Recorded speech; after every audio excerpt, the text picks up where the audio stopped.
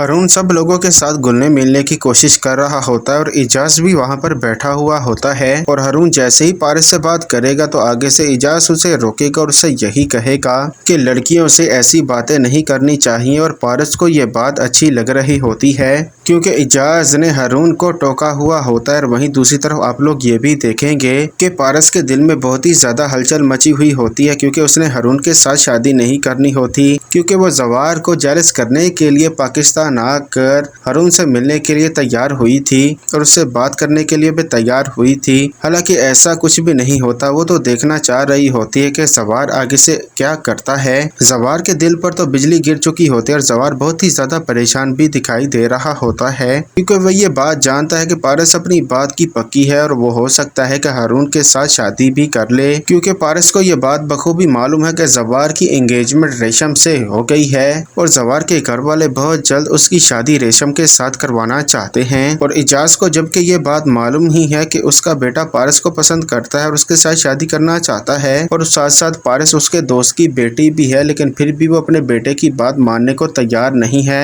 اور اس کے برعکس وہ یہی چاہتا ہے کہ زوار کی شادی ریشم سے ہو۔ اور زوار دوسری طرف جیسے ہی پریشان بیٹھا ہوا ہوتا ہے اور وہاں پر پارس آتی ہے اور آتے ہی زوار کو یہی بات سناتی ہے کہ میں نے آج تک تم جیسا بزدل انسان نہیں دیکھا، اور تم میں اتنی بھی ہمت نہیں ہے کہ تم مجھ سے اپنے پیار کا اظہار بھی کر سکو، اور میں پارس بہزاد اتنی ہمت رکھتی ہوں کہ میں اپنی محبت کو حاصل کر سکتی ہوں، اور میں تمہیں اپنی محبت کو حاصل کر کے بھی دکھاؤں گی۔ اس کا یہی مطلب ہوتا ہے کہ وہ زوار کے ساتھ شادی کر کے ہی رہے گی۔ اور وہیں دوسری طرف آپ لوگ یہ بھی دیکھیں گے آفتاب کو اس بات کا پتہ چل چکا ہوتا ہے کہ زوار کوئی اور نہیں بہزاد کے بلکہ دوست کا بیٹا ہے، اور وہ پہلے پولیس میں بھی رہ چکا ہے، اور وہ اپنے ماموں سے یہی بات کہتا ہے کہ زوار پارس کے یہاں آنے سے پہلے ہی اس کا باڈی گارڈ بن چکا تھا، وہ 2 ٹکے کا ملازم آگ کے لیے زیادہ عزت رکھتا ہے اور میری اس گھر میں 2 ٹکے کی ویلیو بھی نہیں ہے۔ اور بہزاد اپنے لالچی بانجے کو یہی بات سنائے گا کہ تمہیں تو صرف اور صرف دولت کا لالچ ہے،